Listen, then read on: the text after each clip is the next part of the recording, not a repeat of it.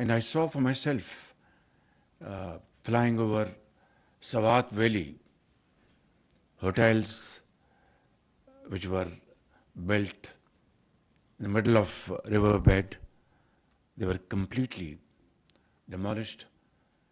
I saw other important places in KP totally washed away by fast currents of the water. The province of Sindh looked like Indus River flowing all over. So all in all, this was probably the most devastating flood I had seen in my entire lifespan. But then the government of Pakistan, along with our stakeholders and foreign donors, friends, they all came to our rescue, and it was a great teamwork. But even today, while we have spent billions and billions, the work is still not finished. And I think the most important thing is that, God forbid, if there's a repeat of, God forbid, of last year's floods, what will happen? My friend has spoken about 0.7% contribution.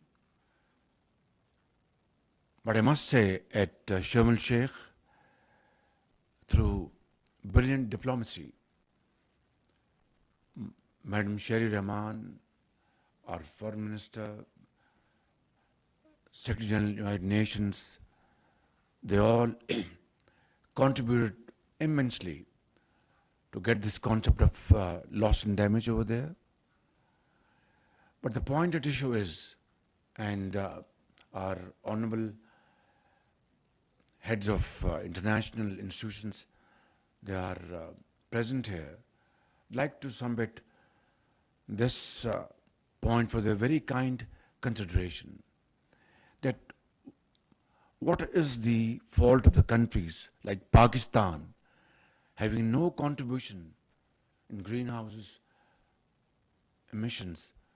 Our contribution is less than 1% probably, and yet we face this crisis of unknown consequences, and then suffer not for 1 year, but for decades.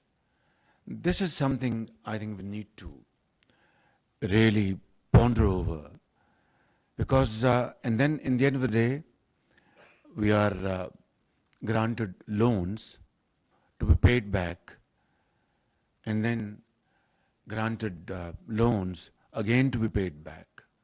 This is a vicious cycle, and this needs to be addressed to in its real perspective. So what is the solution? I think that is for this August Assembly, represented by great experts, great minds, to advise the government of Pakistan as to how to deal with this menace. Because just hoping that it will not happen will not work. I mean, if, God forbid, we have even a semblance of last year's devastation, what will happen? We are still dealing with IMF's program, which was stretched with great effort and support of our friends.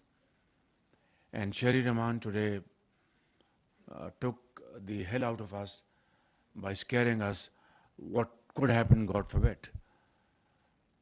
Ladies and gentlemen, I would say that developing country like Pakistan needs hand-holding, because this debt trap is a death trap. We are scarcely we are able to meet our two ends together. Look at our yawning gap of our imports and our exports. and then to fill the gap is a very big challenge. And then on top of that, if we have such terrible natural accidents, then we need extra money to deal with that particular situation. I think this is the question we need to answer, and I'll plead with all of you to kindly think of it and come forward with solid recommendations which can then be implemented in letter and spirit. Finally, I'd like to thank all our donors for their very valuable and timely support and contributions. And I would like to extend my heartfelt Mubarakbad to Shari Rahman Sahiba for wonderful diplomacy in Sharm el Sheikh. I know she was, running from pillar to post, and finally, along with the support of Secretary General of the United Nations and other friends, we were able to have this concept of loss and damage accepted over there. Whether it's part of 0.7% or on top of it, you need to clarify this position. I can't answer this question. Can you? Pardon me? So then we are back to square one, aren't we? Ladies and gentlemen, therefore I want to say one thing very clearly, and something I have been repeating over and over again in the last few months and the last few days, that we need to stand on our own feet. We need to draw a plan which is in the interest of Pakistan. We need to work hard. We need to work untiringly, because after all, such calamities have hit other countries as well. But as a result of climate change, probably Pakistan is one of the first 10 victims around the globe, which is absolutely horrifying. And it can happen to another country with no fault of that country, like ours. The answer is that let's accept the challenge, work hard, have a plan, not waste time, make use of this time, and save Pakistan and our generations from such calamities for all times to come. Thank you very much. Pakistan Paindabad.